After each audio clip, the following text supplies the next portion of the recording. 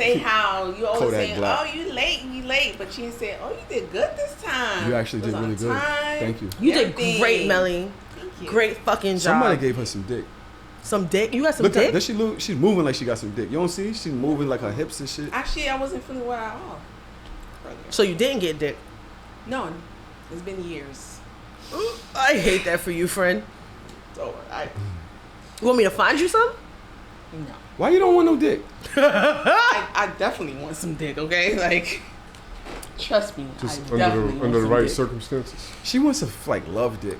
I'm Why like, you that's need love dick? horrible. That's I stupid. don't need love dick. You said that you don't want to just pass her by dick. You want to be in love dick. You want love No, dick. I want like passionate. Like I don't want just Niggas can go regular slow. Fucking like I want like What's the difference between? that's not That's just slow. Just tell a nigga go slow. You can tell any nigga go slow.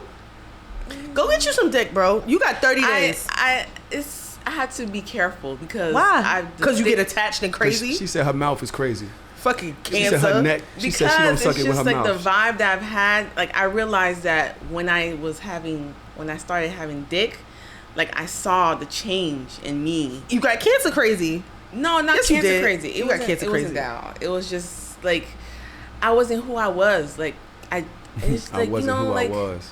I'm a very Life very is better happy, with dick involved. A very happy person. Yeah, Not the her. dick is supposed to make you happier. Not her. She get too attached. Stop attaching yourself to the just get the dick, That's- and then that's why while I'm you're getting learning dick, to- you want to find you the nigga you're supposed to be with. That's why I'm learning to detach. Maybe it was just Like the wrong now, person. you know, I'm interested in poly and stuff like that. Like Poly? I never was interested in stuff like that. You want You poly want- relations? you wanna want bring up? poly? You want to eat some pussy too?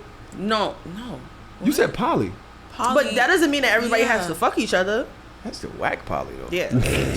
Well, I want the whack poly. Okay. So what's the right poly for you? You want him to be able to fuck somebody else, or you He to can be able do to fuck whatever- two dicks?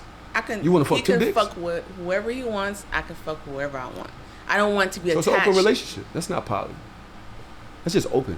Y'all can just do whatever y'all want. Poly is Monogamous. like y'all are both in a relationship with somebody else. Eventually, I will, end up being. You want a three house. You want a throuple house. A throuple This house. bitch want a content house. Crazy. I don't know. I haven't Throuple house is nuts, bro. done all of the, Logistics. Yeah. I just want to make. I just want. She want All these damn sex parties you've been to, you ain't getting no dick. She want this shit Yeah. lit in here. Yes, I want to be a hoe.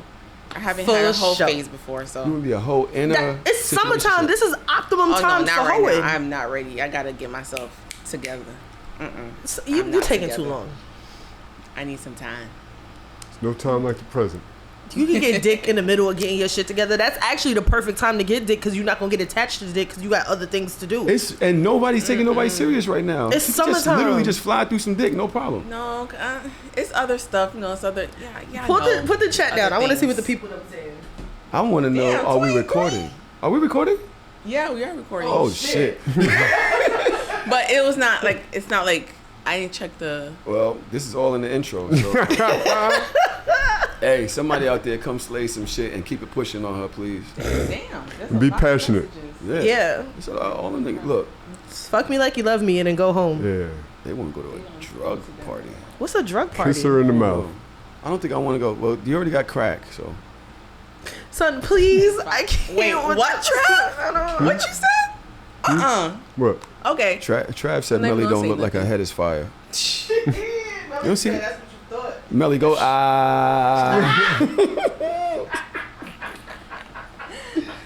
Oh, No, man, y'all. honestly, this is about to be ridiculous. I feel it in my soul. This woman just brought crack into my house. I don't know how I feel about that. Everybody in the chat, they talking about having drug parties. I did not bring crack into your house. You I just literally want walked to in here stamp. and it smelled like crack. I wanted to stamp. Is this an exaggeration? No, it's not an When exaggeration. you walked in here, I said, yo, that smells like crack. You're like, God, I just walked through crack. And I'm like, you definitely did. You brought crack into my spot. Right. Every time I come out here to record, it's always some bullshit. It never fucking fails. I'm coming out of the train station. There is a man sitting on the steps of the train, right at the bottom, like the first step. Like there's no avoiding this shit. Oh, You so feel yeah, me? that shit traveled up. It was like you was like Pigpen to crack. Nigga. So I see. Cause as she, crack smoke rises. So Yes, this is what I'm It's going up with saying, that smoke around her son. like Pigpen. This is what I'm saying, son. I see the pipe in his hand, and I come in here all the time complaining about the fact that I keep seeing people smoking crack every time I come to Brooklyn. My nigga, I see the pipe in his hand. I'm just like, you gotta be fucking kidding me. And he blows the smoke out of his mouth, and this white, thick ass smoke rises up as I'm walking up the stairs, and now I have secondhand crack. And I'm just like, no, that's very traumatizing. Like, I am, y'all know how I feel about Was crack. it in front of you or behind you? The crack In smoke? front of me. I want to know if the shit went up your dress. I want to know how you carried the crack smoke to my crib. That's what I don't want to know. Outside smell like crack, bro. She got in. I was She like, had to walk what the a fuck? little I bit. remember because I used to live with the crackhead. Down the block, two couple houses. Probably the fabric in her dress. It just caught onto the Yeah. fabric. Yeah. Damn. I'm telling you, I walked through mad crack smoke, son. Is this gonna be another one of those you intoxicated episodes? Are you high? Off the crack? Do you think that you're high? How do you feel? No, please don't. I will have a heart attack. Please don't do You that. sound a little hyper. A little. You just sound a little That's why I hyper. said like Red Bull it's with Red Bull. crack. Yeah. Why What would does you that do? accelerate the crack? Damn. Why did you need a Red Bull after that? Damn, you a crackhead now? She might need a Wow. downer. You know what I'm saying? Smoke a little weed or something, bring it down. That's what they do. Please don't. They smoke weed after it. Why would you go higher? I was on the phone with a chick the other day. She told me she overdosed on edibles. So how the fuck did you overdose on edibles? She says, I've done that. how'd you do it? Because I was hungry and I didn't eat, and there was like a plate of brownies there. I was in the DJ booth, and you couldn't smoke in the booth. But I forgot that it was weed in there, right? So everybody was eating them, and I was hungry. Ate the shit. The shit was mad good, so I ate a few of them. 40 to 45 minutes later, nigga, I was 5 tweaking, minutes boy. later, you was gone. Yeah, And what happened? I was gone. I mean, You died? I got through the night. I didn't die. I might have fell asleep. She died? The bitch Like died. a little bit? She said she was asleep for 2 days. Her man broke up with her. Damn. Man, every time she told me she sleeps, she's like, bitch, it's been 2 days. This is the story. The bitch eats some fucking edible Cheetos, but they kept giving her the munchies. So she kept eating more. And she ate like a whole bag of fucking edible Cheetos. Because it was just like one after the it's like, you're not supposed to eat that much of that shit. Yeah. She ate the whole bag because she was Oh, hungry. God. And I guess at some There was point nothing else forgot. to eat in the house? Listen, this girl is ridiculous. She likes Yeah. fucking she likes Hot Pockets. I'm like, yo, you're a mess. Kind of grown, never had a what Hot kind of grown Pocket. person are you? I never had a Hot Pocket. Even through jail, I never stooped that low. I never stooped that low even through jail. Hold on, let me see what's on with this. Hello. Never stooped that low. It's fucking crazy. All right, we ain't got to talk to you right now. Anyway, how are y'all doing this week? What's going on with life? Besides being an addict. Yeah. You know, Hmm? I had like a 3-week depression. I'm out of it. Yay. Yay. When did you know Thank that you you. were out of it? How did you know? What was the moment? Because this bitch canceled her birthday party on me. I was like, wow. I canceled everything. I canceled my girl's trip. I canceled my birthday. I canceled everything. It was bad. Look at that fat nigga talk about Hot Pockets are delicious. Yeah, right. What isn't delicious, nigga, to you? When did I know I was out of it? I don't know. I just woke up one day and I just felt differently.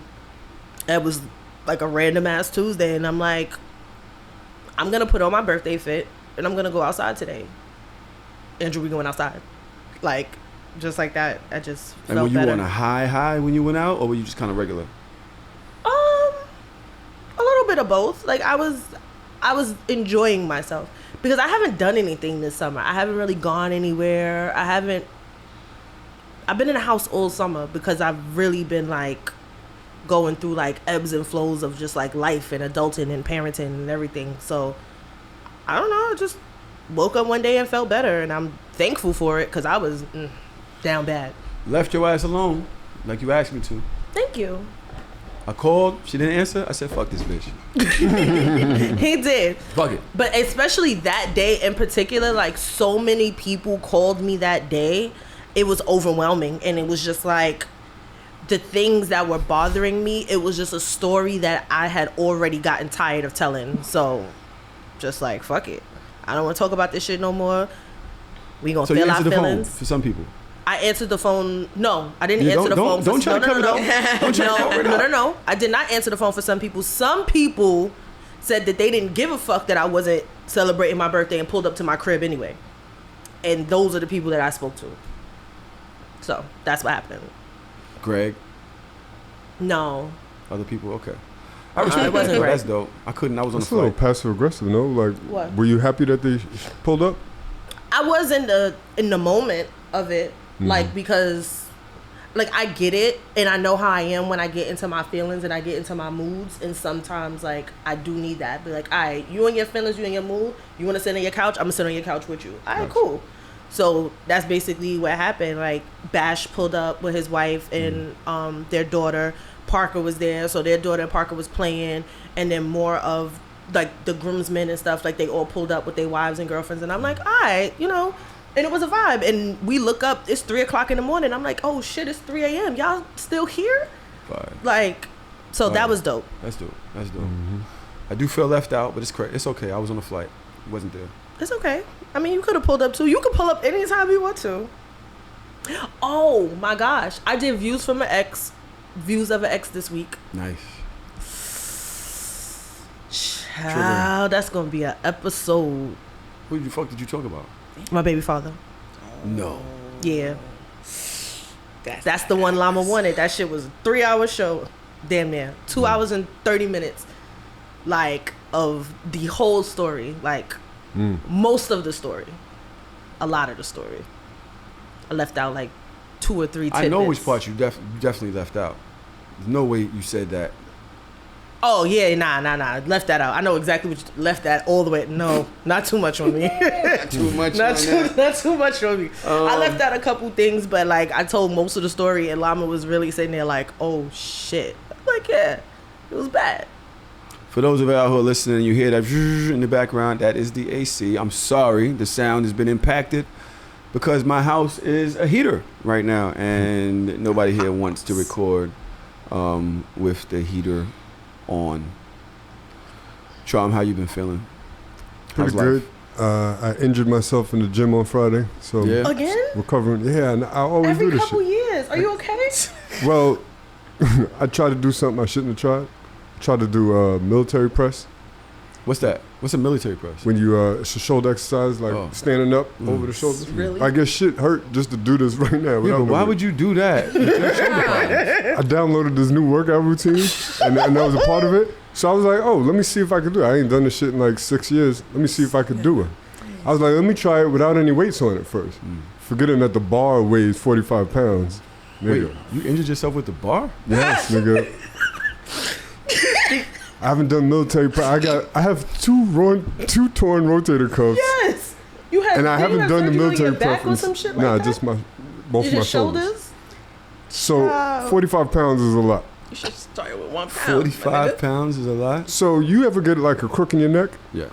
You could do that shit without no weights. That's you could just true. move the wrong way. So Yeah. 45 pounds ain't So nothing. what did you injure? Did you drop the bar on your head? What Nah, I happened? didn't drop the bar. I had a crook in my neck, and the shit went from my upper back down to my shoulder blade, my neck. Everything's fucked up in the Did you moment. scream? Did you go, Nah.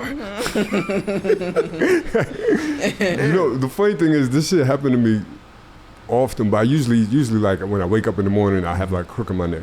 I never felt it like in the moment, like when I did something crazy. I was like, oh shit, I left the gym immediately, right? Yeah. It's over for me. You left the gym immediately? Immediately, yeah. Oh, you weakling.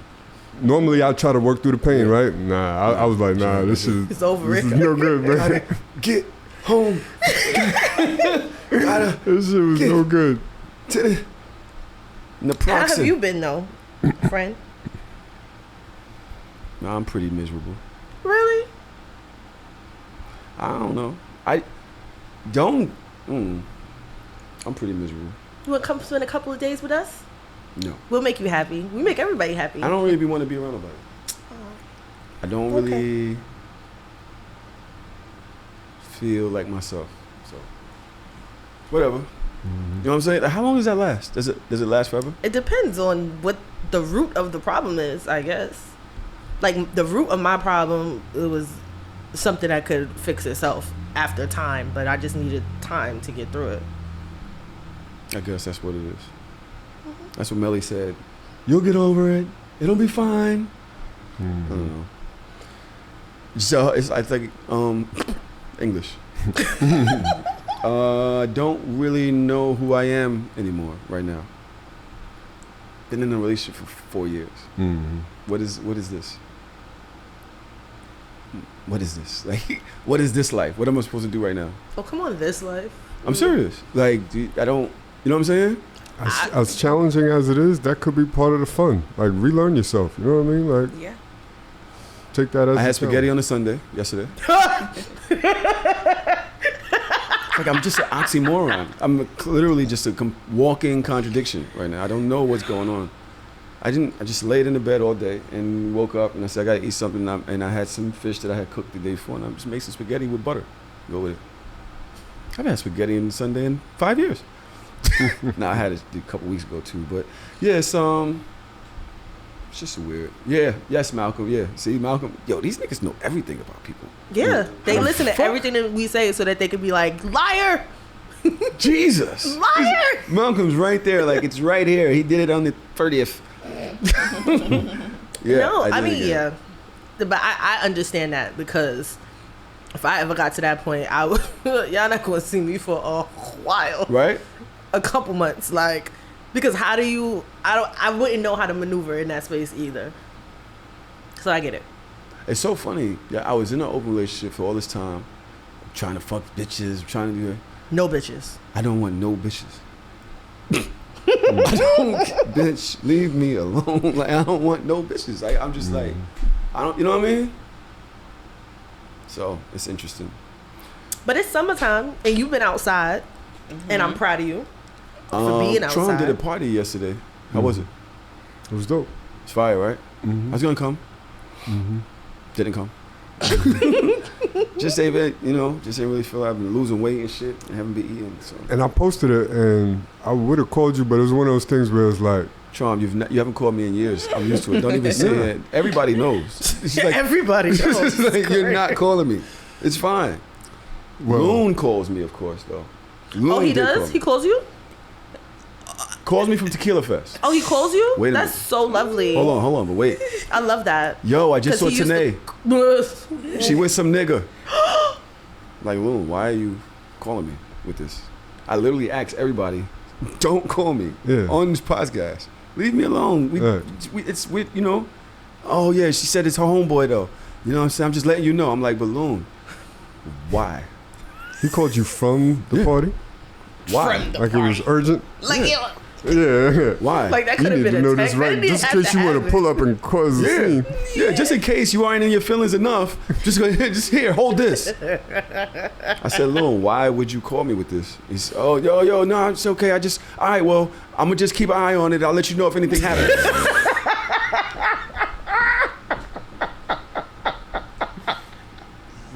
Yo, what is going on? Why would you do that to a nigga? I can That see nigga is him now, not like okay. hiding behind a pillar. Yeah. I'm Smiling. drunk and stuff like, yeah. What the fuck type of friendships are these going on? You're not paying attention? That's why I didn't call Don. She told me how she want the protocol. You leave it alone. She'll be back when she come back. I follow the protocol. Nigga, you don't know the protocol? Why would you call me to tell me somebody's with never knows another the nigga of all things? You didn't say, I seen her at Shake Shack. And I just seen her. Hey, yeah. Seen her with a nigga. She said it was her friend. I'm not sure. What kind of phone call is this? Yo, look at your phone like, what is this? Why would you do that? The nigga is so doing whatever he's doing. Oh, all right, no problem. I would just watch and let you know if anything else. What? I'm gonna report back. Watch is crazy. I'm gonna keep an eye on it for you. A lot of wild shit going on in this world, man. So haven't really been on the internet as I usually am. I have saved a few things. Today's gonna be a short episode. It's about to be the longest episode of the summer. Nobody cares. You said it's gonna be a short It's episode. gonna be a short episode. Nigga, please. It's not. I'll believe it when I see it. Let me see these things that I noticed on the internet this week. Oh, this is good. This is really good stuff. Let's see what this woman has to say. As this woman that's being praised online for breaking down her role as a wife. You ladies out there might want to take some notes. My man don't cook, clean, wash, nothing. Don't do none of that household stuff. He come in the house, he sit down. I get my behind off that couch, go heat his food up. If he can come in the house 2:30 a.m., that's after midnight, and say, I want a sandwich, I'm getting my sleepy butt out that bed and go make a sandwich. That's what I'm going to do.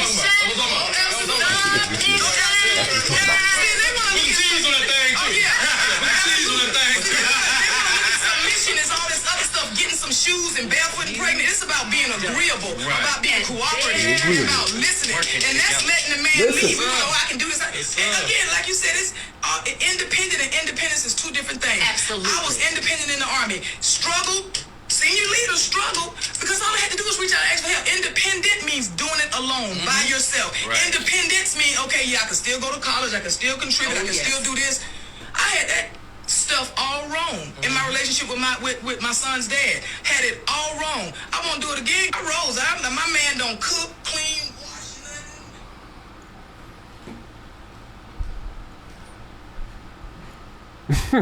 nothing. Okay. Why are you looking at me? What's your problem? I don't have a problem. Shout out to you, ma'am. All you do is talk about how your man got to do everything in the house. He do everything. I just sit back.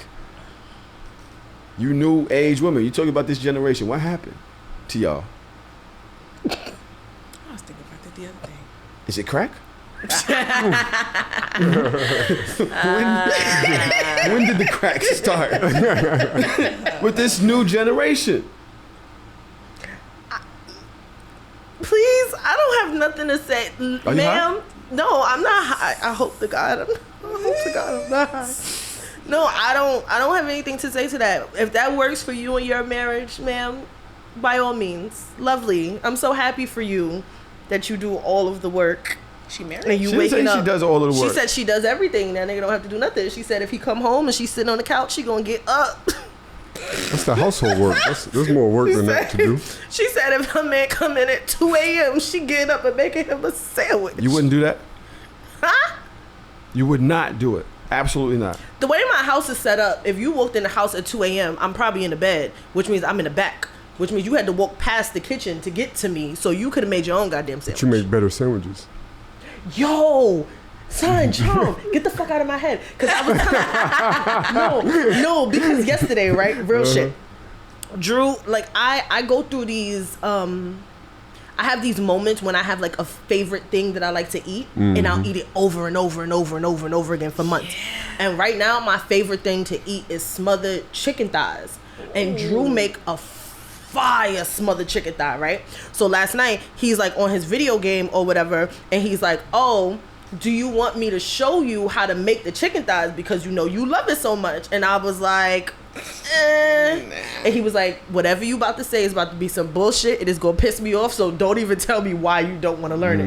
And I'm like, no, it's a real reason why. He's like, why? I'm like, because I feel like I can't mimic it. Like, if you teach me how to do it, for me, it's going to taste different. I don't know why. It's like you made it. This is like your thing, and it tastes great because you made it, and it's good. You feel me? And he's like, again, I said I didn't want to hear that bullshit, but it's real. I can make myself a sandwich, but when he make me a sandwich, it tastes better. It's different, yeah. It's a little bit different, and yes, so for that I understand. But I'm not getting out my bed at 2 a.m. because you decided to mosey your ass in this house and think I'm about to get up and make you a sandwich. There is absolutely no way. Hey, girl. There's absolutely no way. I'm not doing that. But I mean, if that works for your marriage, Miss Mamas, by all means. Nah. I mean, Trump. it can't be me. Do you think more women in this day and age, need to return to the traditional way of life and take care of the man when he wants to help. What he needs is like your thing is supposed to be done. I feel like you're setting me up. Yeah. Yeah. Do I think more women need to take that role? Nah. I feel like kind of what Dodge alluded to, whatever works for your household. If that's the arrangement that works best. Like, listen, I applaud this woman. She probably has a wonderful marriage. And that's probably what the man wants. That's what she's willing to do. I don't see no problems with that. It don't matter. Like, not every woman needs to do that. You know what I mean? Yeah.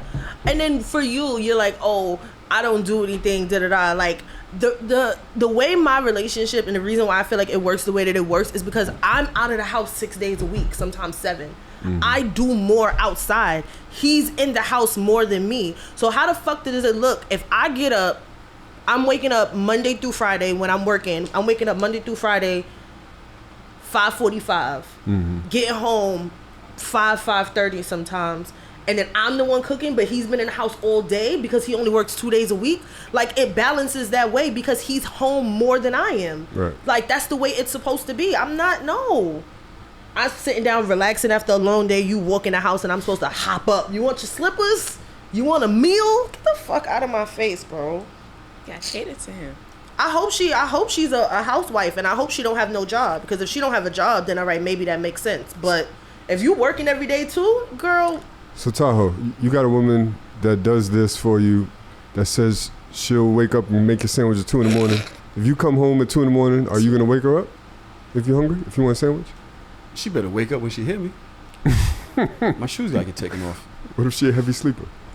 Your shoes gotta get taken off? Yeah. So you walk through the whole house with your shoes on, and now I gotta get up out of my bed to take your shoes off? Greet him at the She'd door. be greeting me at the door. At 2 a.m.? Like a puppy. 2:30. Her and the puppy.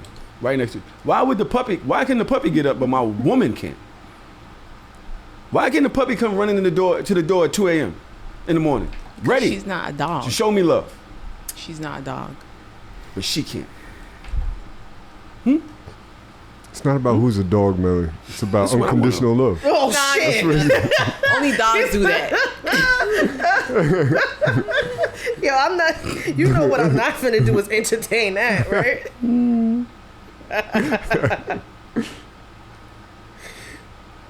Yo, I had this conversation with this young lady this weekend on tonight's conversations, and I can't find the video. I do want to play a clip. Well, first of all, hold on. My daughter's up here. Say hi. Hey. Hey, girl. What's up? Are you gonna be a respectable woman when you grow up? To your man, you're gonna, if he's hungry at 2 a.m. in the morning, you're gonna get up and make him a sandwich? No. You're not gonna make him a sandwich. Good girl. No. No. Like, you already know you're not making him a sandwich. I'm aware that I'm not going to make him a sandwich. That's not crazy. Who raised you? It's sickening with this new group of women. Nah, come on, y'all know. I know, it's just like you just take it so far every time. You know, the clip is gonna stop right there, though. I'd be goddamn if there's a person that I love and I'm asking her to serve some menial role in my life, let alone in her life, to reduce herself to that type of behavior just because I'm the person that was born with a penis. Mm-hmm. Like, nah. You know what I'm saying? Mm-hmm. At the end of the day, most times I'm bringing food home or I'm making my own food. We good. And then I'm what the hell? Oh, That is bright as shit. That's a fire ass light. Like, she coming up here with technology and shit. Mm-hmm. Yeah, but nah, never. I think that the way that she's thinking, y'all was soft. I think the way she's thinking is quite archaic. I think it serves the wrong type of man. Now, if just because you're doing it just because that's who you are, I don't think it's a woman's role to do it. If that's who you are, then a man could do the same thing. Right. Right. That's just who you are and how you choose to love. That's her But trauma saying- response. Yes. Why you say that? Trauma. Because she said that she got it wrong with her son's father.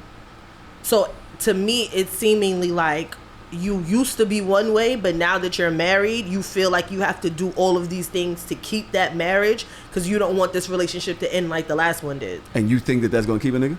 Because I think that she thinks that that's gonna keep her nigga, and that's fine for you, boo boo. Because I might not I'm not waking up out of my sleep for nothing. Tanae would have made let me a alone, sandwich at 2 a.m. Huh? She would have made me a sandwich at 2 a.m.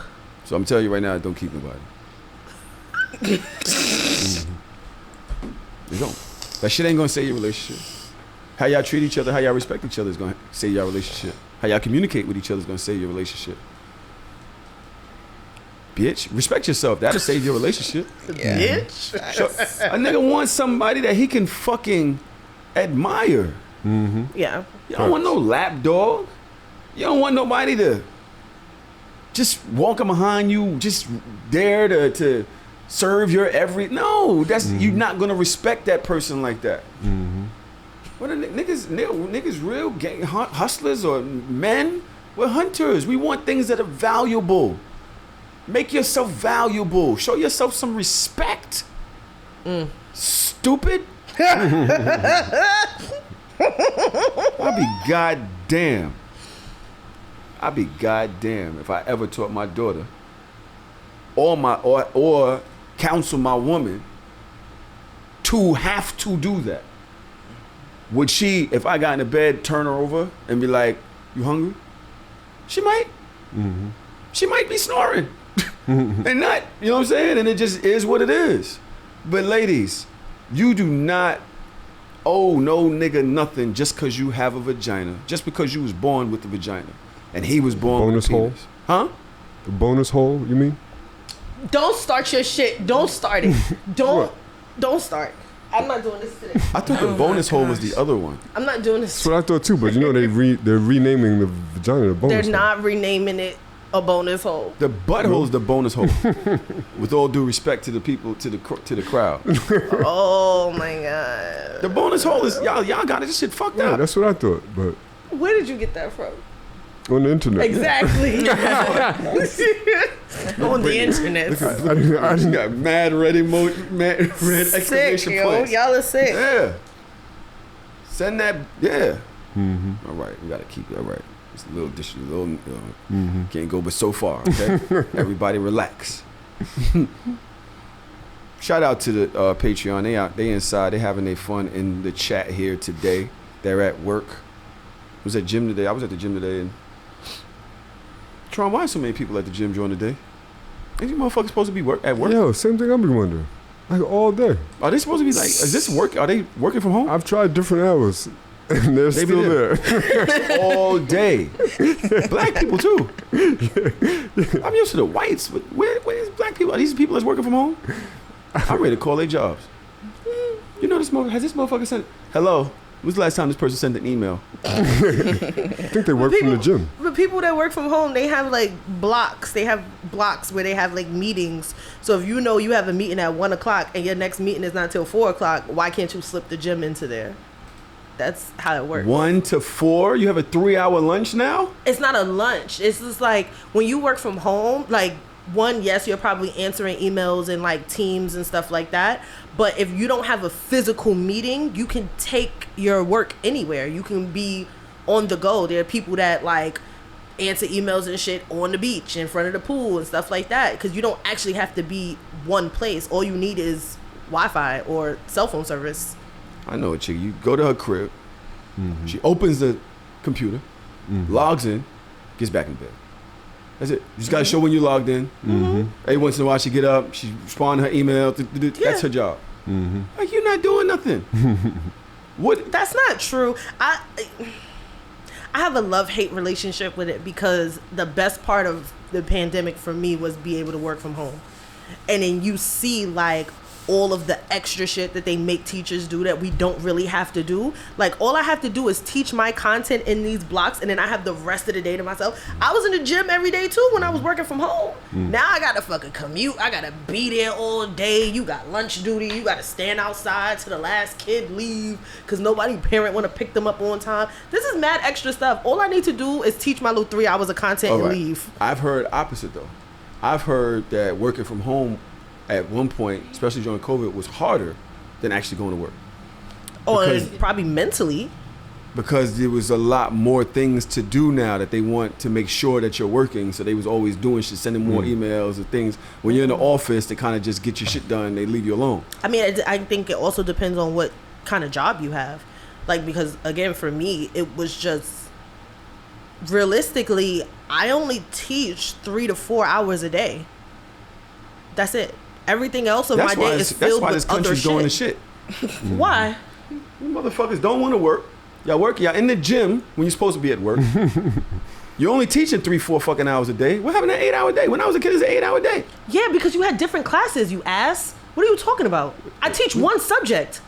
I'm supposed to teach I'm supposed to teach English for 8 hours? 8 hours. That makes sense in your brain? 8 hours. What school you went to? That's why these kids is not passing their ELAs. No, that's not why. 8 hours. You never took ELA for 8 hours, nigga. We went to the same middle school. What I'm saying. What the fuck is you talking about? No, I feel like a lot of people are so far removed from the classroom that y'all just be making up shit in y'all head and y'all don't really remember. You had subject blocks. You had English first, then math, then science, then Yeah. I teach one subject. Why do I have to be here for 8 hours? There's not 8 classes in the motherfucker? Yes, but it's middle school. You move from class to class. Yeah, what? So what? Every hour, another class should be coming in. How many classes do you think are in each grade? 8. Are you dumb? You work in the school. He just asked you if it was 8. You said 8 classes. No, I thought you meant like classes, like periods a day. You're talking about like actual homeroom classes? You thought, yeah. There are 3, maybe 4 tops. All right, so you have a small school. That's all schools, bro. In 113, there was only 2 to 3 7th grade classes. Maybe. Well, then why don't you learn something else to teach? These kids need you. What the fuck? You lazy? It's still laziness. I only teach English. I do. You have a history teacher that teaches history. You have a math teacher that teaches math. Science teacher teaches science. Freaking physical ed teach gym. What do you want me to do? You want me to do everything? Learn African studies. Learn audacity. You got a lot of fucking audacity. You know how to teach that shit? I could actually. I could teach a master class in audacity. I like that phone. Thank you. Okay, so I'm another subject on audacity. Mm-hmm. I was on a Tonight's Conversation show this past weekend. Shout out to everybody. And I met this young lady named Ajna, and she posted a clip. I can't find the actual thing. That's what I was looking for while you guys were talking. But I can. There's a small part here. I want to know if maybe you can get the gist of the whole thing. Let me see. Turn the volume back up. Let me see. Every women out here be painting men as like deadbeats and bums and deadbeat daddies, but he didn't want a baby with you, and you chose to have the baby anyway. Really, you just a single mother, and you don't want to be a single mother. He ain't no deadbeat. He already told you he didn't want to do it. What do y'all think about this conversation? I know you have firsthand experience with this. I do, and y'all will hear about it on Views from the X. Views from the X. But as far as this click, okay, so you're gonna speak about that's what you were speaking about on Views from the X. Yeah. So you guys wait for that episode to come up with Daj, because we know that you're nosy and you want to go back to Lipstick Alley and says, "Okay, bitch, bitch, this is what happened." Go ahead. I feel like that is not okay. I don't feel like being able to opt out of a choice that was made together is something that men should be able to do. Like, I just personally don't agree with it. Like, unless it came unconsensually, if you're having consensual, unprotected sex with somebody, everybody understands the consequences and repercussions of that. And if a baby is something that is produced from you having consensual sex, I don't feel like you get to opt out and just wake up one day and be like, I don't want to deal with that, so I'm just gonna leave. I don't think that that's right. They're saying on the show, listen, you have a lot more to lose by having this child. Yeah. You also have more options, whereas the man has none. So if he's telling you, okay, we both made this choice to have practice procreation, and now you're going from practice to real procreation, and I'm telling you that's not what I want. That's not what I want to do. and you have all of these avenues available to you, That's childish to me. and you What are know all of I don't these want to be avenues? there. Abortion is not. Abortion, it does not look the adoption. same for everybody. It's not the same for everybody. Like, especially for a woman, it's not as easy as I feel like men make it seem. Like, oh, you can get an This is abortion a young and it's lady fine. that brought this up. Yeah, no, it's fine. Like, her standpoint and viewpoint is not wrong. Hindsight being 2020, I understand what she's saying, but in Would you the have listened? middle of it, thin. Yeah. If you knew now what you know now, would you have listened? No, because I feel like me continuing with my pregnancy and not terminating my pregnancy allowed me to be the person I am now. I needed something.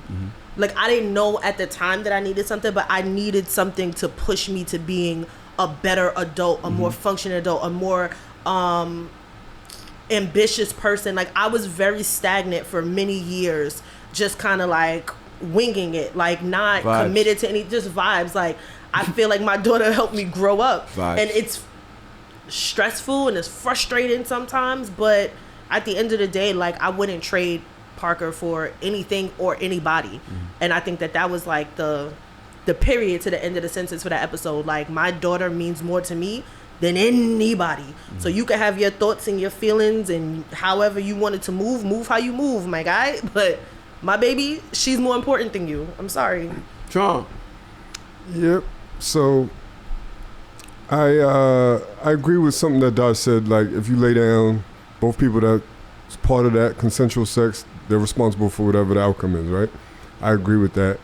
I also want to add to what you said, Tahoe, like, as far as the men not having the same amount of options, I agree, and there could be something to that as far as even if you have unprotected sex, the female in the situation could have been on birth control. She could have told you that it's a safe time of the month you don't have to pull out. Things that are a man... Or took the plan B like I did. Right. It didn't work. So. Or, there's the plan B option. There's other options other than abortion is extreme. Like, that's a lot for a man to just expect a woman to go through. But there are other things that men don't have the options. So I do understand if all of that, if one of those things was the case and the end result is you're labeling him as X, Y, and Z. A deadbeat? Right. So he's still to your point, Dodge, he laid down with her. He's still financially responsible. He's still, not even financially, he still has the responsibility of a dad. But there's the but. It's like, you get to opt out. Men it's not even about opting out. It's about the name calling after. It's like you're kind of portraying him in a light where it's like he didn't have the same options. So it's okay for him to demand for him to be a father, but I don't know. I just think the narrative should take everything into consideration. Why?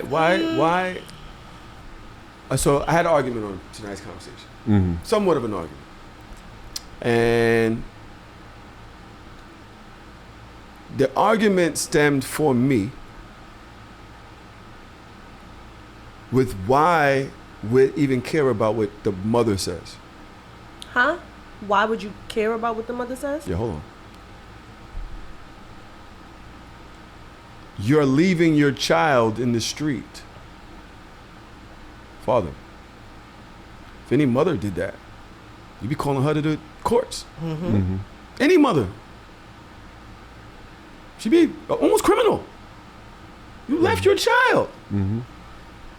Why do we care about deadbeat or anything other label? She's talking about when you leaving your child in the street. Isn't that the most paramount thing here? Yes. For men? Who's leaving a child in the street? I'm confused. The man that is left your that decided that child, they didn't want to raise their child. They regardless didn't want to be there. Yeah. Of anything else. No, I agree. Your God given, when you were put on this planet, you have one thing, really, that every other species does. Procreate. Every single species procreates and protects the children. I see geese do it. You ever see a bunch of geese? They got the kids in the middle, the moms in the back, and the fathers in the front, or vice versa. But them fucking little geese barely ever get lost because them fucking two geese, them birds, know what their God-given thing that they're here to do. But us, human beings, with all of our fucking intelligence, we can't figure that out. Facts. We can't. We will say, hey, I was just having fun. I know that's my kid, but not really. That's your kid. Some clown shit. How? So let me rephrase what I said. You didn't say anything wrong. Right, I didn't say anything wrong, but But is it right? I want to add to it because what I was talking about is the narrative, right? I feel like regardless of how this child got here, as a man, you have to take care of your child. Financially and every other way possible, regardless of anything else. So let's be clear on that, right? What I'm saying is being labeled a deadbeat as far as what the mom is saying. If a man lays down with a woman and she tells him incorrectly or whatever that I can't get pregnant for whatever reason, whether it be something... Then that child should be raised, we have one parent. No, I'm not saying that. I'm just saying, should she have the same type of... expectations? Not even expectations. The same type of... Disappointment? Yeah, like Yes. I guess maybe it is expectations. Does this parent love that child? Does that mother love that child? To what extent do you believe somebody when they tell you what they are and who they are? Like if this man is like, yo, I'm not ready to raise no kids. And she's like, and let's just say, hypothetically, she's like, I'm safe. You can nutter me, nothing's gonna happen. And then it happens. Yes, I think he should still take care of his child. But is her labeling him and having certain levels of vitriol for him, is it the same as if it was a dude that kind of misled her to think that he was going to be in the picture and then he disappeared? Like, okay, I think there's levels to it. Let's be smarter people all around. Right? Let's just be better people about this conversation. Right. What you're saying is a very small. I wouldn't allow her to do it. Argue this very small. Oh yeah, she said she was on the pill. She wasn't. Then she had the baby. We could probably count out of the 7 billion people on this planet, maybe 1,000 people it happened to. Maybe. Where she said, all right, I'm on the pill, or I'm good. And then, guess what? We're having a baby. Right. No, because it's doesn't different happen that things. way. Like your body responds to different people. Different people have different sperm activity. Some people are more fertile than others. You could be fucking with somebody for 10 years unprotected and never got pregnant. Y'all bodies didn't mesh, and then you fuck somebody for the first time and boom, you pregnant, because you probably think or are assuming like, yo, I can't have babies, I've been wilding all this time, nothing ever happened, and now all of a sudden boom. You understand? Right. So even in those circumstances and situations, even that is a tough decision to make. Like, you have to understand that if we're gonna go to the social media standards of it, like, women are more emotional than men, right? Allegedly, all air quotes around that. How do you think a woman feels once she finds out that she's pregnant?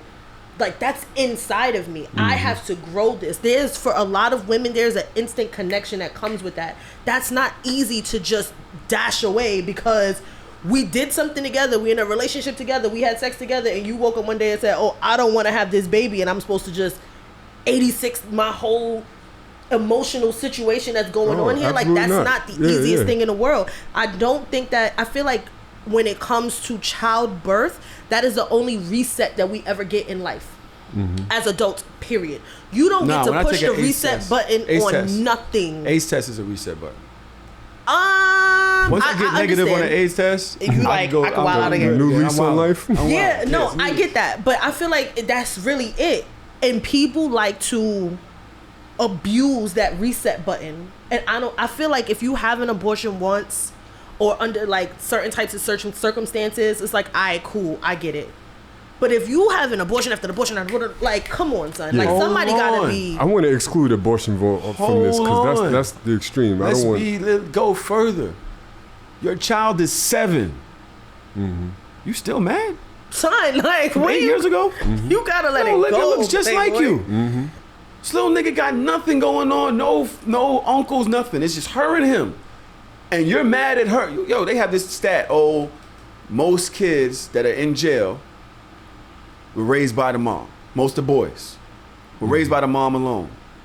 The kids that were raised by both parents or by the father avoid jail. Right? All of the niggas on the internet. That's why these mothers, they be fucking their kids up with their thoughts and, you know, the shit that they be teaching them and this, that, and the other. Wait, where's the bigger picture here? You realize that the niggas ain't there? That's the bigger picture. Right. You worried about what she doing with her little resources, with what she had left to raise a child with. Once you left, most of these chicks is screaming they want the fathers to help raise the kids. God's like, yo, let me take the kid to the father. Leave him over there. They telling you they need you, my nigga. They're telling you they need you. Why are you then turning around and blaming her for what happened to this child in your absence? In your absence. How hard is it for you to go get your child, take him to the park, and shoot basketball with him? One of my best moments with that little girl over there was every time she had a pageant, dance school, I would be the one to take her to school on Saturdays. Right or wrong? I'm picking her up on Saturdays. I'm in the front row. Every time a fucking Lou come out there in her little tutu and doing her thing, who's in the front row? Go, Nay! Go! Ah! I ain't like them little dances. I liked raising my child. Look at her. She's like, wow, nigga. I liked raising my child. Right. I like supporting my child. What's wrong with you niggas that y'all could just escape that feeling even 8, 9, 10 years later, 11, 12 years later, 13, 14 years later? That little nigga looks just like you. That little girl looks just like you. She laughs like you. She never spent a moment around her. She laughs like you. That's your genes, your blood, your DNA. You mad still from 15 years ago? Did she had the baby? That's not crazy. It is crazy. I'm addressing the clip directly. I think you're addressing whether a father should be in like their that the woman child's life. I'm trying to understand her angle in this clip. You know what I mean? So let's just be prepared. I don't want anybody to think my views on parenting is that pops could dip and it's okay. Nah, I'm not suggesting shit because right. I knew I was good at this argument. That's it. But I'm just trying to understand what she said, and in trying to understand, I'm like, maybe I don't think she's saying that the dad shouldn't have to have any responsibilities, but maybe the level of vitriol towards the dad should be different if he told you up front who he is. She is saying that if you're gonna make the choice, then understand the choice that you're making. Yeah, there's some people that feel that way. I had a friend that told me that back when I used to really get upset over certain things. And I'm just like, that's not an excuse. I'm sorry. There's a lot of things in life that we do as an adult that we don't want to do. You don't want to go to work, but you still wake up and go every day. You probably don't want to deal with certain people. You don't want to talk to your parents all the time because they might be toxic, but you still want to answer the phone. You want to pay that every month? Like, you don't want to pay rent. You as an adult and as a responsible person, you constantly and consistently do things that you don't want to do. But I feel like when it comes to a life and a life of a child, that's not something that you should be able to be like, oh, I don't want to do this today, so I'm just not going to do it. If you're in charge of hiring for your company, and somebody at the interview table basically just brushes off the entire interview with lack of professionalism, and you hire them anyway, then how much are you going to complain about their work ethic after you hire them, knowing that they're not qualified for the job? That's not a good analogy because you can fire them. You can't fire the parent. Right, but what I'm saying is you can't fire them. This person is stuck at the job now. Let's say they're tenured. You as the person that hired them, your level of complaining about their work ethic should be a little bit different if you kind of hired them in the first place, But you can knowing literally- what their but- work ethic was, but- right? That's all I'm saying. But see, that's the thing is, I get that, right? My problem with this is the amount of. So I understand that the ladies are holding the ladies responsible. This is a lady that's had children, that's made a mistake, and she said, "Yo, don't be like me." This is the way that she's saying. Yeah. You know what I'm saying? She's speaking from personal experience. Right. I don't make the mistake that I made. Yeah, that's different to say. Because that's the thing. I think that's her That's what angle. she's trying to say. Yeah, But- like, don't make the same mistakes. These dudes are but- going to be exactly who they say they are. As a man, I don't like jumping on that wagon. I think let the ladies talk to the ladies Facts. about lady shit. Because there's another story here within this conversation when she says, "Hey, the nigga said he don't want to be there." I can't. That's when I stop right there. Because now your child that you're raising without no dad, right? Is standing on the corner trying to learn how to be a man. That little nigga now sees my son walking by, he want to bully my son. Or later on in life, he got a gun on his hip, he think he all that with his little hammer. Or that nigga sees my daughter and wants to harass or grab her in the club. Grabbing booty or whatever it may seem, whatever it may, or be in a relationship with her. He beat on her because he ain't never had a father in his life to teach him how to be. This shit, it goes so deep, you know what I'm saying? And I feel like the women are getting so much flack. And a lot of niggas like, oh, you niggas be on the women's side. Why wouldn't we? We supposed to be on the women's side. What side are you on? What side is it that you're on? What does that side stand for? What does it mean? I'll be on the nigga side. Show me. What's the positive side it stand for? Oh, I think this whole conversation, including the young lady in the clip, is on the women's side, just in a different way. Like you said, Yeah. she's just like, yo, don't hire a nigga right. to do a job that he said he ain't going to do. And then be surprised that he ain't doing the job well. That's what she's saying. Right. That's what I'm saying. That Right. we all on the women's side. Right. Agreed. All right. I'm just going to start calling people bitch for the rest of the episode and tell everybody to suck my dick. Because I was too positive for too long. Melly started yawning. I did not. My daughter don't even look like she's interested. She's like, boring. Y'all good over there? Disappointed in your father yet? She's like, no, I'm used to it. There's one thing about being a father, yo. The type, if you really know your kids, they know you. Yeah. The only time she's ever, as many times as I've gone viral, there's one time, you know which one, where she hit me on and she had a problem. What was the problem that you had? I never said I had a problem. I just thought it was funny What was funny? because I had a Galentine's brunch. That one, Yeah. and you posted about the girls having Galentine's brunches and they were just like miserable. And I'm just like, well, I'm just trying to support black women. You know, we're on the campus. Most of these girls are single, but I didn't take offense to it. I just thought it was funny. You said I'm whack. So when you said I'm miserable, I'm lonely. no. That's what you asked me. Yeah, I was repeating because I was just like, is that what that means? Because I I felt like hosted you a was pressing me. brunch. Huh? I felt like you was pressing me though. I wasn't pressing you. I was responding like the rest of the commenters respond. Yeah, exactly. You're my child though. Why are you responding like these? Because I have bitches? I have an opinion and something to say too. I mean, you could have said it nicely. You could have said it nicely. I felt like the way I said it was pretty nice. Speaking about parenting and these young men in this world that need guidance, did you guys see this video of the young man that was trying to rob a house Huh? No. and he got caught? He got caught? Yeah. You haven't seen this video? Nah. Let's go to the video tape.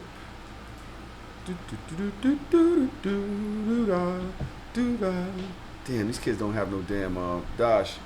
Yeah. Pay attention here. I am. Somebody stole Drew's phone, so.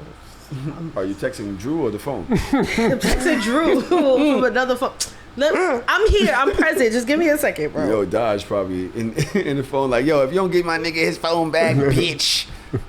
No, what you dead doing ass. right That's now? the type of shit that I be on. I'm trying to be nice this Are you time. locating the phone? Yeah. Is it moving? No, it's stationary and down the. It's. Go ahead. That nigga left that shit in the store, didn't he? You know he did. Okay. I need you to pay attention for this particular video, then you can zone back out. Mm-hmm. I'm here. I multitask. So, you see the guy comes around the corner. I saw that. Can you see? Trying to get in the house. Can't get in the house. He steps away. Uh-oh. Come here. What's up, bro? Guy comes out with a shotgun. Chico, man. You alright? I ain't alright. It ain't gotta be like this, man.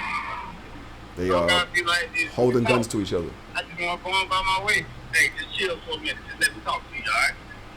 I'm gonna put mine down, you put yours down. Let's talk. I just wanna go on by my way, though. Hey, everything gonna be alright, bro. All we gotta do is talk, alright? Hey, I done been there, dog. I done been on that side. All you gotta do is talk to me, dog. What's wrong, man? What's wrong? A lot of things going on. Alright, you gotta put that down, though, so we can talk. And let's talk about what you got going on. I promise you. Bro, I ain't gonna call the police or nothing. But you gotta talk to me, alright? You can't do it like this. Let's just talk, bro. You wanna make some money? Let's talk about making some money. Alright? Alright? This ain't the life you wanna live, bro. Come talk to me. Yeah, just 30 seconds. Come talk to me, man. This is my brother, man. Pay attention. Pay attention to the end. Let's talk about your little brother in the house, dog. To the end. Let's get from out here. Alright?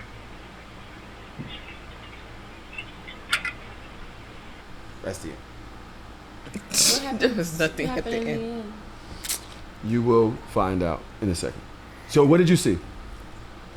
He was trying to break into the house, Mm-hmm. and the man came outside with the gun. Can you use your podcast voice? Come on. Podcast voice. He came outside with the gun, and he's basically pressing him. But why did the both of them walk in the same direction? That direction at the end, like I'm confused. I didn't see clearly, or. So at the end, he's like, "Yo, let me talk to you. Let's figure your life out. Let me try to help you and counsel you.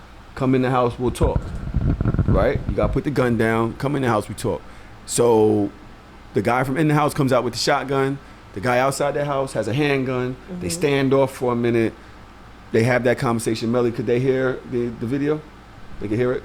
And at the end, they go into the house to have a conversation. What do y'all think about that video? So I actually saw that video before, but I ain't listened to the audio. Mm-hmm. I saw the video and I thought it was interesting. And I was like, this took a extreme level of... Wait, you saw that audio? You saw that video and didn't listen to the audio and you thought that was interesting? Yeah. Because you could tell, I figured out what happened. Okay. Kind of put two and two together on that Okay. one. Yeah, figured out what happened. I, without audio, I'd have been like, so he's just going to go in the house with the nigga now? Like, what are you going to No, do? I didn't see them going in the house together, but I saw, you could tell he de-escalated the situation, right? So he talked to him, de-escalated, and I'm like, yo, that's an extreme level of patience and love and understanding for that man to come outside, especially when he it's one thing to see a nigga trying to break in your crib, but then he pulls out a gun on you, and at that point it could be kill or be killed. So I don't, I applaud him, and the outcome was excellent, but What you would've did? I don't know, man. Like, so it's one thing, like I said, it's one thing to catch somebody at your back door trying to get in, especially if you got family on the inside. It's another thing if he draw his gun on you. You don't know how high he is or what mental level he is. You can't talk everybody off a cliff. You know what I mean? So I might have hit him in the leg or something. I understand you don't want to just But if you kill it. go to drop yours to shoot him in the leg, his shit is still pointed at your face. Right. So you're saying shoot him in the head? So shoot him in the face, nah. I'm just questioning. All right, I hear you. Dodge, what do you think? I think, in essence, I think it was dope. Just like the way that he kind of de-escalated the situation while still protecting himself at the same time. Because once you pull out a gun and I'm pulling out a gun, like we're making sure that we're both protected. I personally would not have let the person in my house. Right. There was chairs right there. Y'all niggas could have sat down and had that conversation right outside. Like, if Drew would have walked in the house like, yeah, this nigga just tried to rob us, but I'm going to talk to him. I was like, if you don't get this motherfucker out my house. Cursed him the fuck out. Because, like, now you already tried to rob my shit. Now you know what the inside of my shit look like. You know what I have in here. Like, I'm paranoid on that level. But I do think that a lot of things that happen, especially in our community, can be de-escalated if you have two real men that can talk to each other and like sit down and kind of reason, because Define times real is men. hard. Huh? Define real men. Somebody that is not afraid to talk to the youth.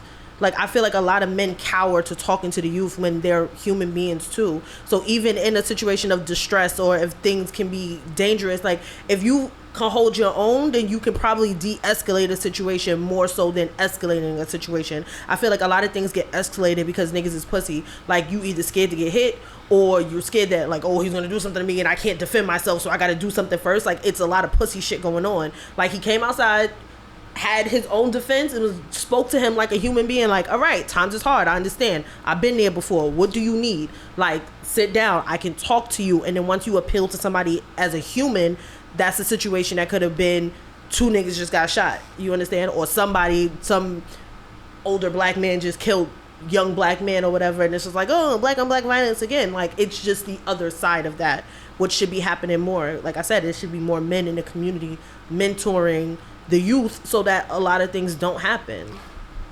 My thing is, what type of man do you have to be the guy with the shotgun and somebody is trying to break into your crib and pulls out a gun on you, and be able to not react violently?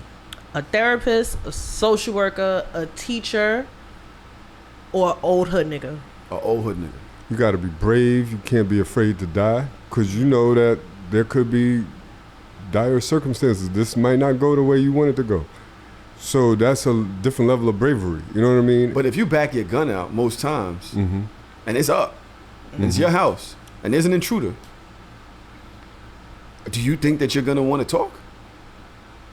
Right, normally no. But the nigga said, all right, I'm trying to get out of here. You just let him go? Well, then, and that's where it's like, all right, you're going to go, but what? You just leaving this house, you're going to go to the next house? Like, to Dodge's point, like, now you the OG. Like, let me school you, young man. Let's sit down and chat. That's what you would have did. You might come back to my crib. Like, that's what you would have did. Yeah. You would try to school him. I'm not saying that's what I would have did. I probably would have popped him in the leg. I don't feel comfortable with the fact that you holding a gun at me. But he holding a gun because you came out your house with a shotgun. The gun wasn't out the whole time. I have a very good reason to have my gun. Yeah, well. And now I need to disarm you before we can have a talk. By shooting me in the leg. And that's a very leg you. That's a That's a shotty, bro. Your shit gonna get blown to oblivion. That's a calm disarm. Like a headshot is a real disarm, but I don't want to kill nobody. This leg. I'm talking about shooting his leg off, not his arm. I was so impressed with the homeowner in this video that I had to stop and examine what I think this man is built of. For one, definitely an old hood nigga. Dodge. I'm not. Go ahead. Definitely. I know. I'm here. Not really. I'm really here. Definitely an old hood nigga. Or military. Military. I didn't think of that. Or military. I knew damn sure wasn't no cop.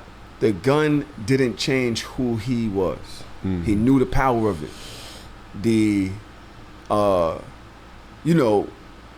When you got that grip on you, that should change you into somebody else. You just somebody else, especially if you ain't never had to use it.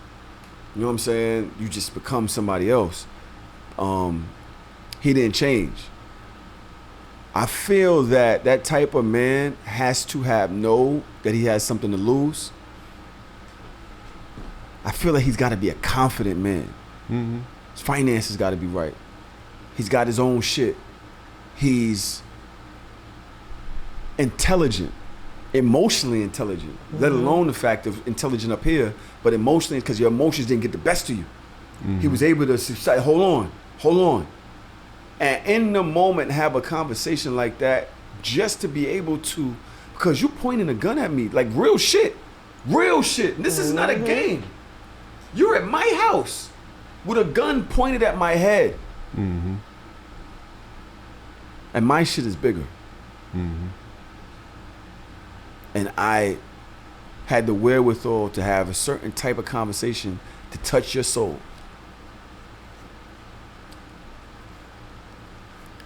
I don't know if how many men like that I've ever been around in my life. Now that you say that, I want to add to that. I think he's probably been in that position before to hold a gun on somebody, and he's also been in a position before where he's had a gun pointed at him, which allowed him. I've been over there. Right. So it allowed him to understand this dude ain't about to pull the trigger. I've been there before. He don't want to kill me right now. You know what I mean? He just wanted to rob the house. So if I can shoot you, bro. I can de-escalate because I understand. I've been in his position before, and then calm enough to know you've had a gun pointed out at you before and it ended okay. So not everybody that points a gun at you is gonna pull the trigger. So he had to. I feel like that's experience to be that calm. He's been through that on both sides of the coin, so he understands like he ain't about to pull this trigger. I could talk him out of it. You know when a nigga. Yeah. You know what I mean? And then the nigga that you don't think shoot you. And then that's why I said it's a roll of the dice, man. That's a level of bravery there too. A lot of people in the comments were not happy with the fact that he turned around and went in the house. And the robber followed him and gun still in his hand. Right, for milk and cookies.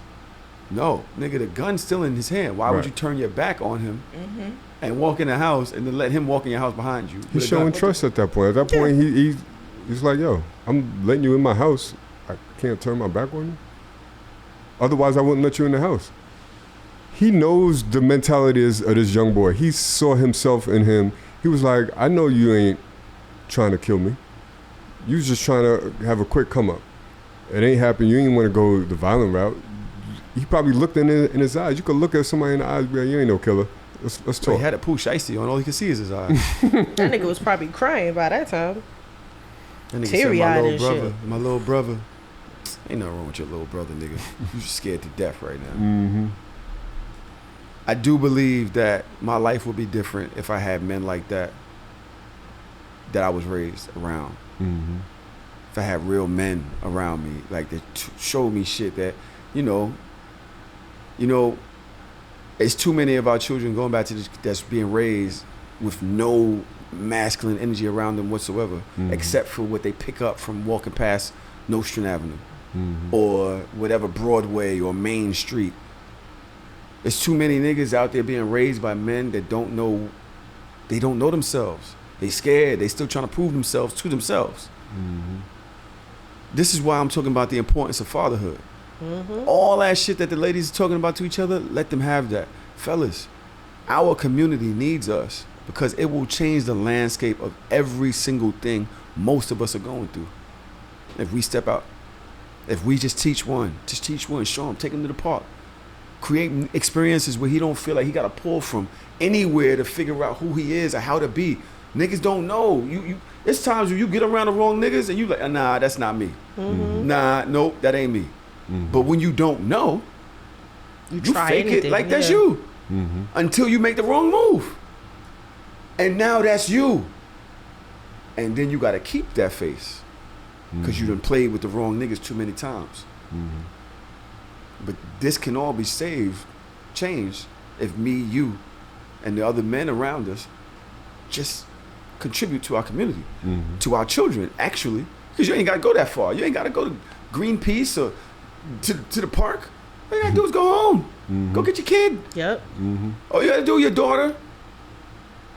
Some things that my daughter, the conversations that I've had with her, it's like certain shit she ain't going for. And I'm like, why? She's like, nah, that's just not me. And I realize it's because she got her parents. Certain shit you just not bringing home. Certain shit decisions you just not making because you got people that you know care about you. Just not going to do it. Becomes a part of you. Nah, that's not me.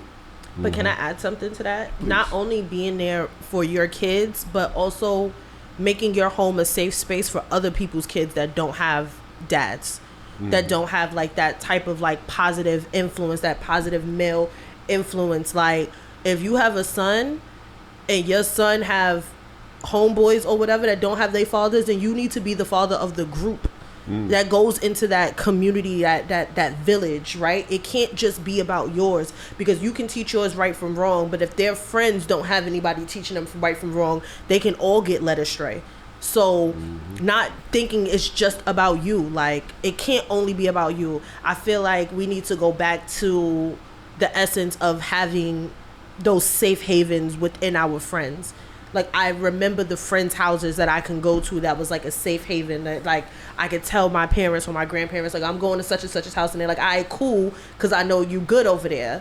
Like, you have to open it up for the community, because we can't be individualistic, because that shit is leading us nowhere.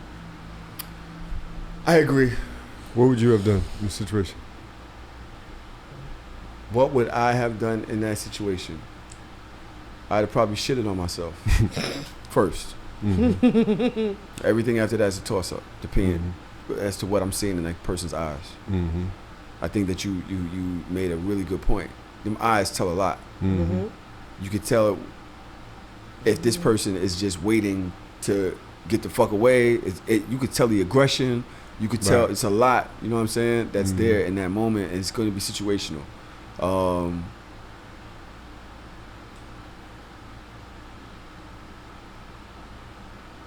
Yeah, I think de-escalation for me is there, but I also think that I got my daughter in the crib.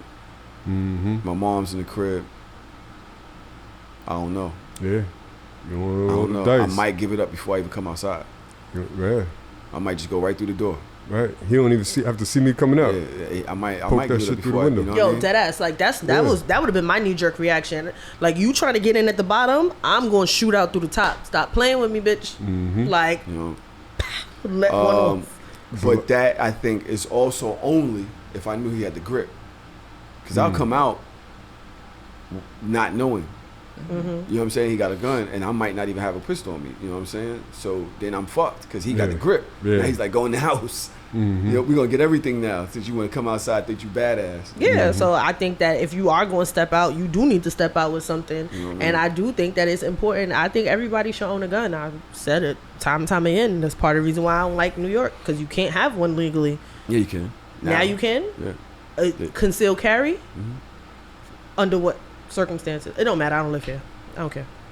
You know, check the local laws wherever you're from. That's the thing, but you know, like I said, it's got to start with the kids. All of this changing, the teenagers ain't gonna change, niggas. It's too late.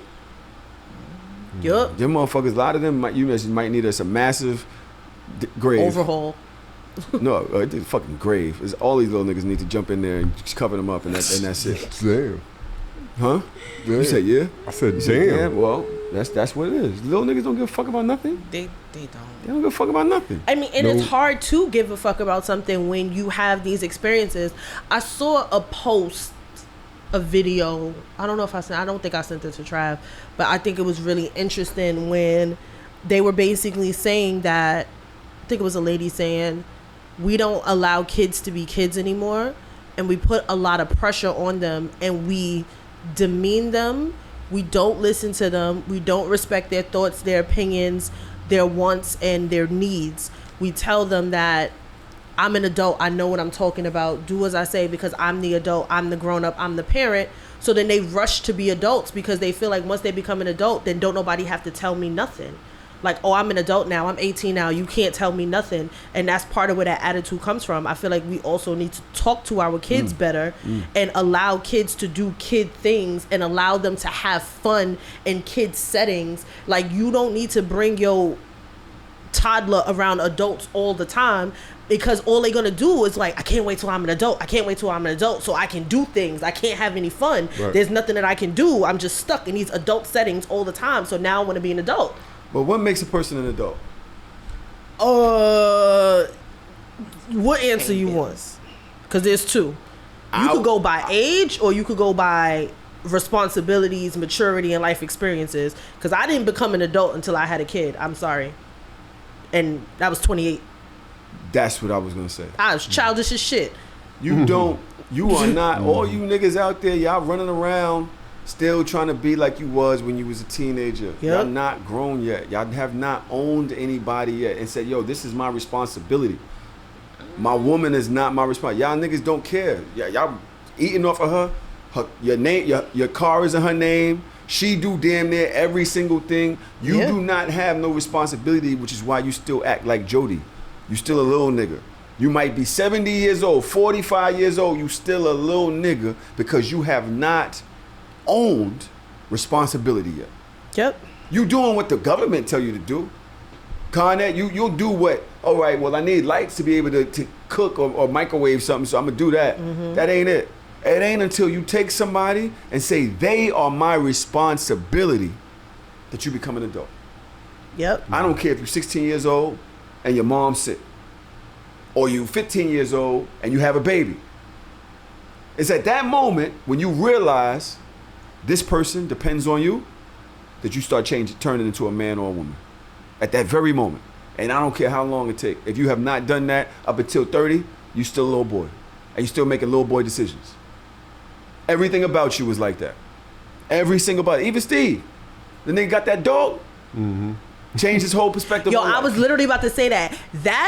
Having a human or buying a dog, not even like a cat or like a snake or a bird, like a dog, that shit will make you grow up because you can't be out all night no more. You gotta feed this nigga. You gotta walk this nigga. Like dog parents is different. Are y'all saying if you're an adult, let's say you're 30 years old, you handle your responsibility, but you don't have no kids or nobody to take care of or no pets, you're not an adult? I don't think so. I think you still have a very childish mentality on an outlook on the world, and I feel like a lot of the shit that you see on the internet is a bunch of people with no real responsibilities that don't really have to take care of nobody but themselves. So they have like these grandiose thought processes. Right. I mean, it's not an easy thing to hear. It's a tough pill to swallow. But I don't agree with that, Melly. Let's hear from you. Melly don't like the idea of this. I want to ask you a few questions, Melly.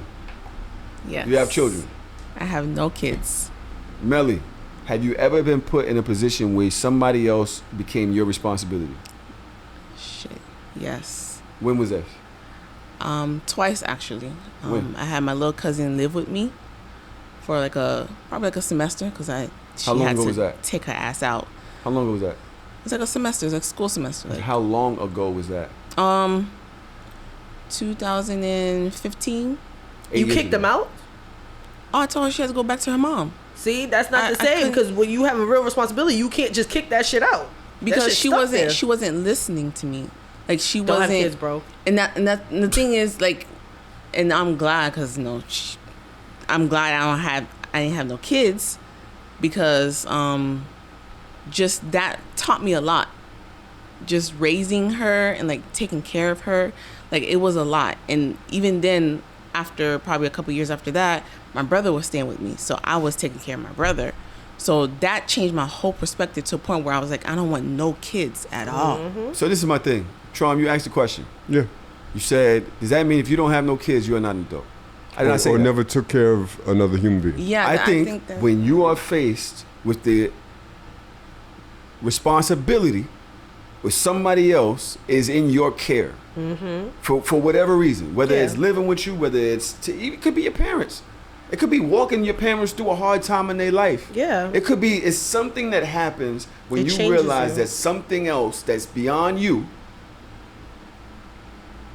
is your responsibility, or is something that you have made your thing. I'm lost for words. I'm gonna grab onto something you just said, something that's beyond you.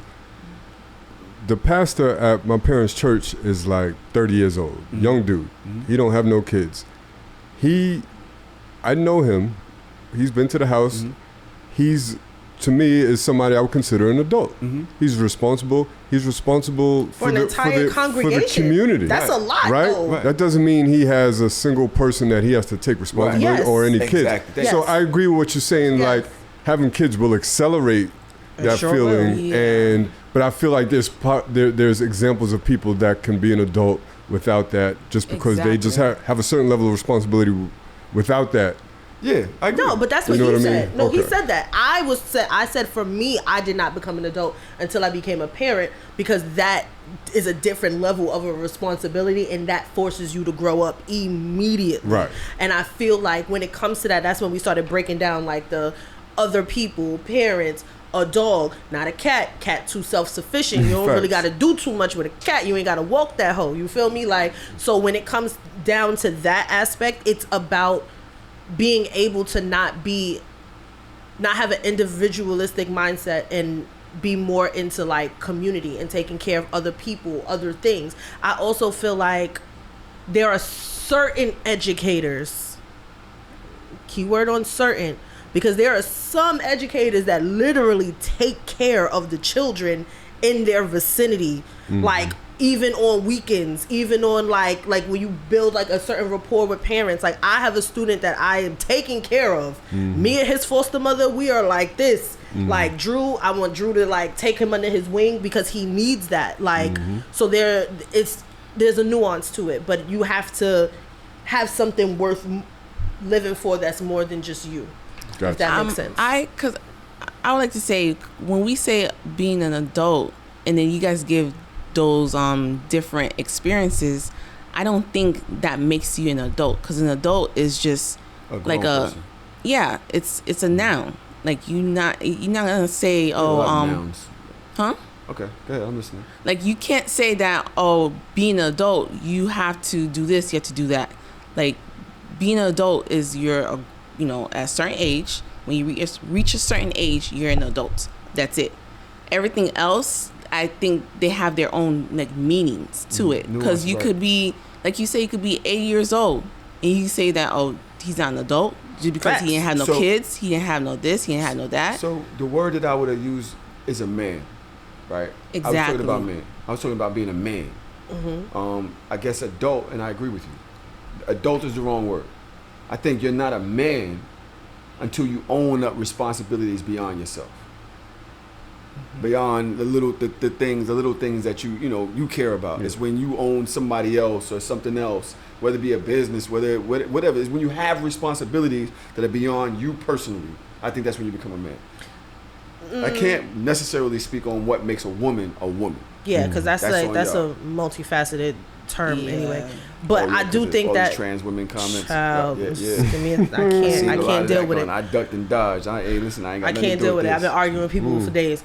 I feel like I shy away from the numeric value of adulthood, because to me 18 is not an adult.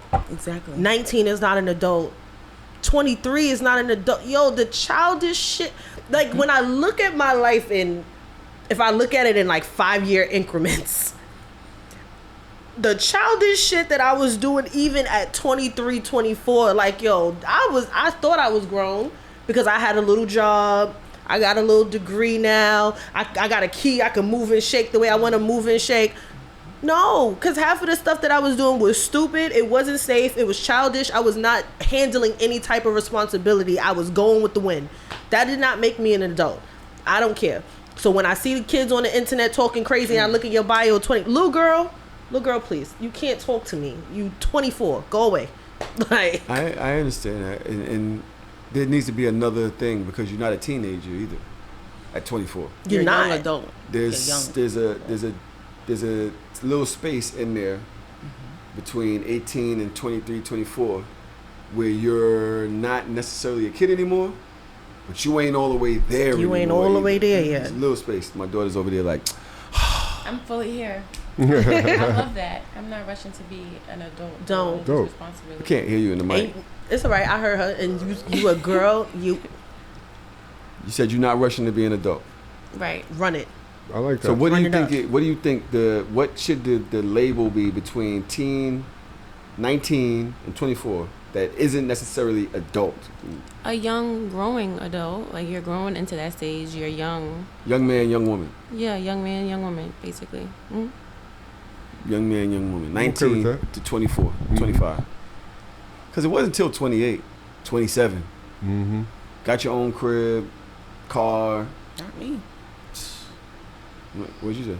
Not you? No, I'm saying that a lot of people, they had to grow up faster. Right. Yeah. Way faster. What made you grow up then? I was on my own. I wasn't on my own per se, because I would still, call on my mom and ask her for stuff like that. But I was still on my own. Like I wasn't living in her house. I had my own bills to pay. I had my own responsibilities. There's a point where I got a dog, so I had basically a little furry child. Yeah. Yo, So what was she mad at?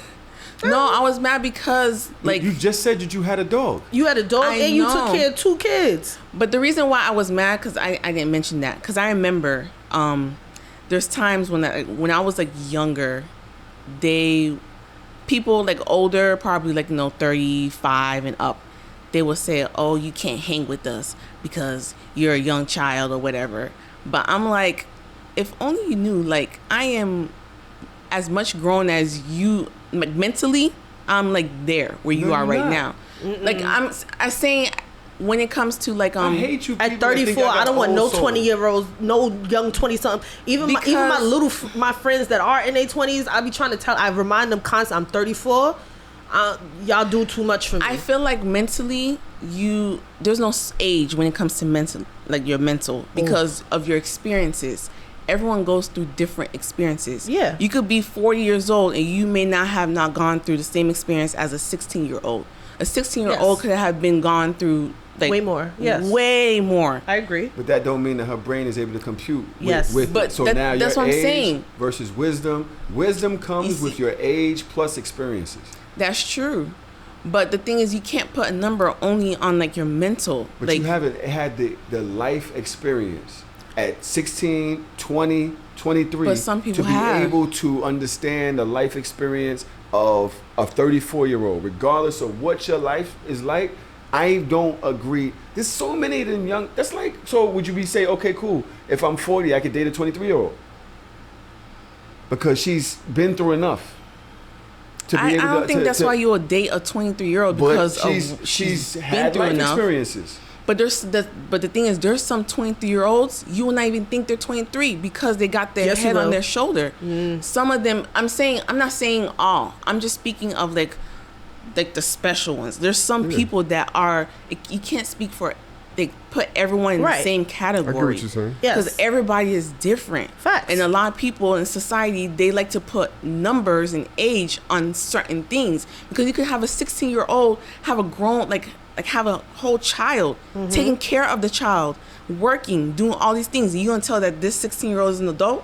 No, that 16-year-old is not an adult. Because they still have to get to a certain age where, okay, I'm saying. You proved my point. They had to get to a certain point. But then you jumped on the wrong I know. track. You like we all saying Melly, but you're right, and I feel like your lived experiences are part of the reason why you're giving pushback on this conversation. Yeah. But the fact of the matter is, your mentality, it is attached to your experiences, but it's also attached to your age as well. Because there are children that have been through a lot. There are children that have probably been, through foster care, that they've been bouncing from home to home to home to home. You have different lived experiences than somebody that probably did not have to struggle as much, or probably didn't have to go through certain things or have been coddled their whole life. That is absolutely emphatically true. But no matter how mature you are at 23 years old, you're still 23 years old. There are still going to be cracks in there that you can see that you're not going to be able to understand until you get a little bit older. And that with age comes wisdom. It also comes experience. So you can have all of these lived experiences, but the age coupled with your lived experiences is what helps you make it to a certain level of maturity. And it also comes with accountability, personal responsibility, and emotional intelligence. Because you can have lived experiences and be 50 years old, but if you're not accountable, you don't have emotional intelligence, and you don't have certain types of mentality, you're still a child. And I can still look at you and be like, yeah, you're an adult, but you're childish, but you're still an adult. Does that make sense? Cool. We here. I think that I can't discount what life experience does for your decision-making skills, for the way you're able to look, your perspective on situations, your life experience. And that's why wisdom, I don't think there's very many young people I would call wise. I might call them smart. I might call them intelligent. Wisdom is when you're able to see through a situation from so many different sides, because you've been in so many different situations or on different parts of this particular situation. So you can say, all right, well, this could happen or this could happen, if you do this or do that. Wait, don't make this move because this might happen or this might be a good way to go. You've already, each one of those you've experienced. At 16, 23, that's a hard pill to swallow. For you're not gonna tell me that they've been able to have it and understand it. Because how much of your young life are you really understanding what's going on, overstanding even from outside of the situation? You're still young. You're still going through the emotions. You're still trying to figure out your world, the world. Decades later, we're talking about. Yeah. You're able to look at something and say, I've been here before. Hindsight's 2020. Like, you see it I've different. been here before. I wait a minute. Nigga, I'm telling you right now, Millie, I've made every mistake there is to make. Twice. And I still do it all the time. The problem is, it's not a problem. The benefit is, at least this time, I'm able to say, yeah, that was that. This is why that happened, right? The first time, you don't even know. You crying. You know, you're going for advice from people, this and the other. I go through some shit this time and say, see, this is why that happened. You never did this. Yep. That's this wisdom I'm building as I get older. You know what I'm saying? You know, all right, boom. And then, by the time I'm Gandhi's age, maybe I'll stop. Maybe I won't make that mistake no more. I'm stupid. So just, listen, I make a lot of mistakes. But by the time I get later on in life, I'm able to, hopefully I'll be able to say, I'm not doing that one. Because at this age, I'm almost 50, so. No, you're human, and sometimes some of us are more hard-headed than others. Me, the same. Mad hard-headed, stubborn, bullheaded. Been told this my whole entire life. I chose certain lived experiences to teach me lessons instead of just listening to somebody else's lived experience to teach me lessons. But when it comes to certain things, I'm good on it. I already know what that's about to do. I seen this, read this chapter. We're not doing that again, which is, I think, the reason why I think I live a little bit more cautiously than I did 5-6 years ago. That's the wisdom because I'm building. Understanding life, and I'm understanding reading signs and trusting myself and trusting my intuitions and trusting my feelings. Like, it's new. Like, 34, I'm learning new things. So my 34th year, my new thing this year. It's beautiful.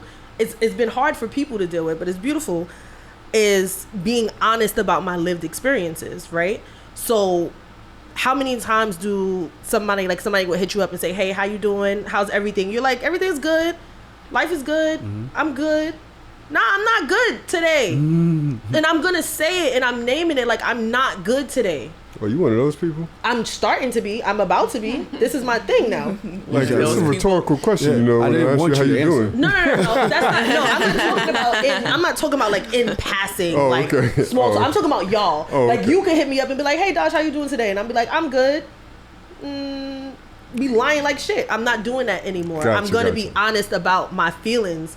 And a couple of my friends is like, "Yo," like, asking me like these like little rhetorical questions, as we say, and I'm giving you an honest answer, and that's opening up the door to have deeper conversations with even in my own friend groups, because so many times we lie and say that we're okay when we're not. No, facts. Like, I told one of my friends yesterday, I was like, I'm blessed, but life is stressful. And he's like, you okay? I'm like, nah, I'm good. Everything's okay. I'm blessed. I'm healthy. I got a roof over my head. My kid is good. My man is good. My finances is all right. Like, we good.